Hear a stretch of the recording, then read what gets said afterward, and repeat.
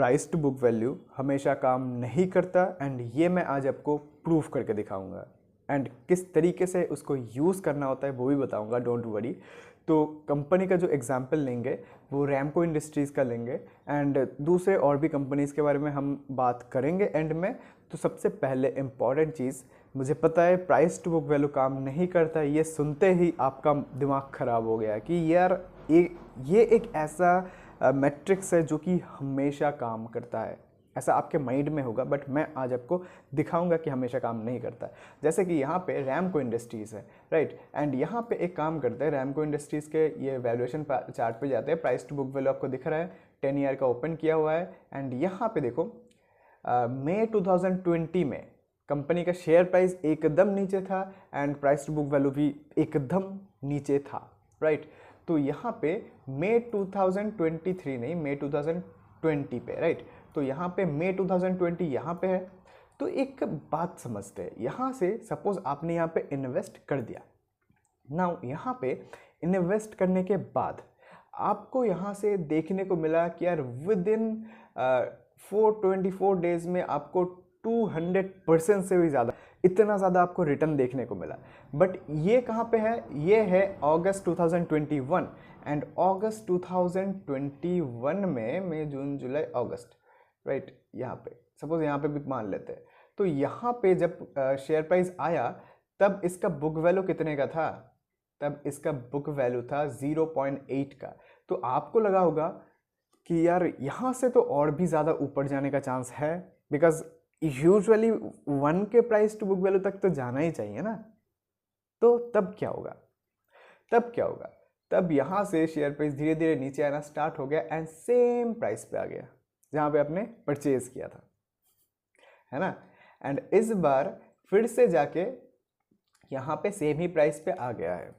तो क्या हो रहा है यहाँ पे? सीधा सीधा टाइम वेस्ट हो रहा है। आपने सोचा कि यार 1 के प्राइस टू बुक वैल्यू तक तो जाता ही है कंपनी, ये तो लाइक कॉमन सेंस है, ये तो बेसिक स्ट्रक्चर है, मार्केट में ऐसे ही काम होता है ना।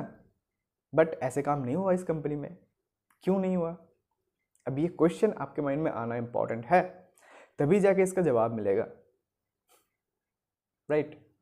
तो यहाँ पे देखो सीधा सीधा आपका टाइम वेस्ट हो गया ना। अगर आपने यहाँ पे वैल्यूएशन मैट्रिक्स का यूज़ करके टारगेट मेजर किया कि suppose price to book value के हिसाब से 1 का प्राइस टू बुक वैल्यू यहाँ तक होता है, तो आपको आपके माइंड में था कि मुझे तो यार यहाँ तक ही रखना है, बट यहाँ तक गया ही नहीं स्टॉक, उससे पहले ही नीचे आ गया एंड सीधा नीचे आया, मतलब आपके बाइंग प्राइस पे।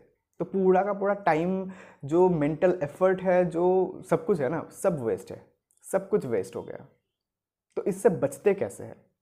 इससे बचने के लिए एक तो लास्ट वीडियो में मैंने एक लाइक दी बेस्ट स्ट्रैटेजी मैंने शेयर किया है जो कि हमेशा काम करता है किसी भी मार्केट सिचुएशन में, किसी भी मार्केट कंडीशन में, हमेशा ये स्ट्रैटेजी काम करता है। वो क्या है? मूविंग एवरेज वाला स्ट्रैटेजी। अब ये मत सोचना कि दीप हमको तो सब पता है मूविंग एवरेज के बारे में, जिन्होंने वीडियो नहीं देखा उनके लिए बता रहा हूँ, ठीक है। तो देखो, मूविंग एवरेज को कॉमन सेंस के साथ यूज़ करना है, तब जाके काम बनेगा। अगर आपको लगता है कि यार मूविंग एवरेज तो हर कोई यूज़ करता है, तो काम नहीं बनेगा उस तरीके से। क्या चीज़ इम्पोर्टेंट, देखो एक चीज़ समझो, मार्केट में हज़ारों चीज़ें हैं, कौन से चीज़ें काम का है एंड कौन सी चीज़ें काम का नहीं है, ये जो पर्सन समझता है वो बहुत कुछ समझता है।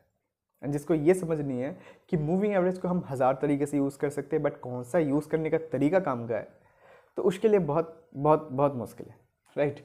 तो यहाँ पे अभी सीन क्या है? देखो यहाँ पे जो लास्ट स्ट्रैटेजी मैंने बताया था, तो यहाँ से अगर आप लास्ट स्ट्रैटेजी के बेसिस पे अगर काम करते कि आपने सस्ते में तो खरीदा, नो डाउट, है ना, कंपनी अच्छा है, रैमको इंडस्ट्री ऐसा नहीं है कि एकदम घटिया बेकार कंपनी, ऐसा नहीं है, कंपनी का अच्छा खासा मार्केट पोजीशन है। अगर आप यहाँ पे देखोगे ना, company is one of the leading building materials manufacturers in south Asia, right.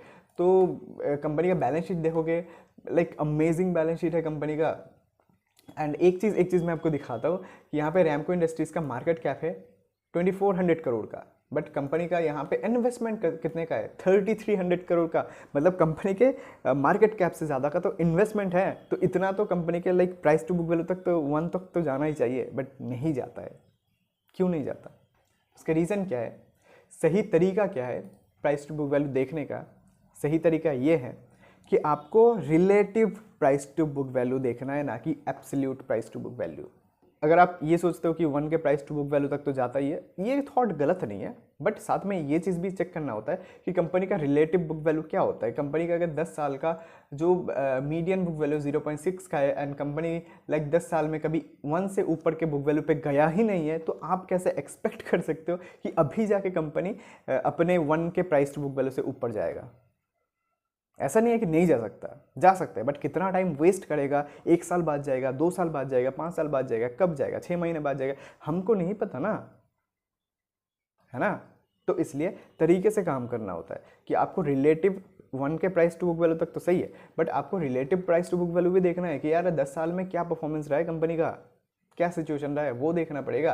Because यहाँ पे कंपनी केपेक्स भी करने का प्लान करे। यहाँ पे अगर आप देखोगे नीचे 200 करोड़ का जो केपेक्स है वो प्लान हो रहा है। तो अगर 200 करोड़ का केपेक्स प्लान हो रहा है तो यहाँ से ऐसा है नहीं कि कंपनी पूरी ज़िंदगी भर यहाँ पे नीचे ही ट्रेड करता रहेगा, ऐसे ही लाइक क्या बोलते हैं इसको, ऐसे ही जिगजैग ट्रेड करता रहेगा, ऐसा नहीं है ना। तो यहाँ पे ये जो रेजिस्टेंस है ये भी ब्रेकआउट होगा, ऊपर भी जाएगा, अच्छा खासा रैली भी करेगा, सब कुछ करेगा, बट इम्पॉर्टेंट है कब करेगा वो हमको नहीं पता, ना ही आप बता सकते हो ना ही मैं बता सकता हूँ।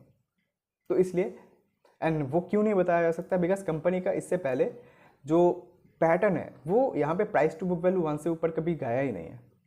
तो हम क्या करेंगे, हम हमेशा रिपीटेटिव पैटर्न को पकड़ने की कोशिश करते हैं यूजुअली। तो यहाँ पे जब नीचे आया था तब नीचे से सीधा ऊपर गया, देन यहाँ पे नीचे आया, नीचे से सीधा ऊपर गया, देन यहाँ पे नीचे आया, नीचे से ऊपर गया। तो सेम ही चीज़ यहाँ पे भी करना होता है, एंड ऊपर से कितना ऊपर जाएगा उतना दिमाग नहीं लगाना होता। एंड जो स्ट्रैटेजी लास्ट टाइम हमने डिस्कस किया था उसका भी देख लेते हैं। अगर उस हिसाब से भी अगर आप देखोगे कि यहाँ पे अगर आप इन्वेस्ट करते तो लास्ट हमारी स्ट्रैटेजी के हिसाब से कहाँ पे आपका एग्जिट बनता पता है, आपका एग्जिट बनता कुछ यहाँ पे, एग्जैक्टली यहाँ पे, मतलब 459 डेज में 150% के आसपास का रिटर्न, राइट। खराब है, अमेजिंग है, बिकॉज वो स्ट्रैटेजी काम करता है ना। एंड सिंपल स्ट्रैटेजी है, बहुत कुछ मुश्किल बात नहीं है। एंड इसीलिए वैल्यूएशन पे आपका अपना जो टारगेट है वो हमेशा नहीं रखना होता। लाइक नहीं रखोगे तो ही बेटर है, हमेशा तो छोड़ो। वैल्यूएशन के बेसिस पे अपना टारगेट तो नहीं रख, एग्जिट पॉइंट को आपको नहीं रखना होता, कभी नहीं रखना होता।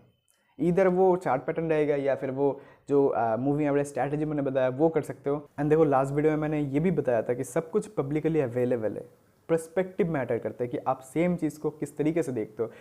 एक जो कंपनी है लाइक उसकी सिचुएशन ख़राब है, किसी को लग सकता है कि यार वो $multi-billion अपॉर्चुनिटी है, बट किसी को लग सकता है कि यार बेकार कंपनी है, छोड़ो इसको, इसमें कुछ नहीं होने वाला।